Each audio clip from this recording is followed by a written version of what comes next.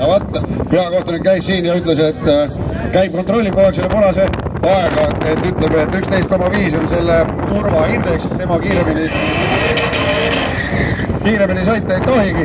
Raul Uht tegi meil siin väga niisuguse kärtsuka ja särtsaka burnout'i ja need Veikod on pannud endale mingisugused väga uhked tuled põlema seal ees Raptoril, et kõik ikka rääksid, et tema sealt tuleb.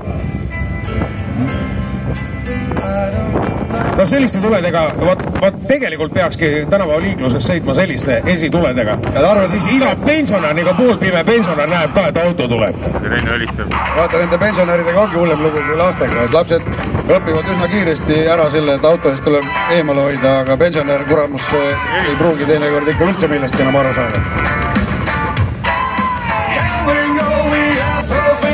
Laulaja päris kõrge pöörd tänaval.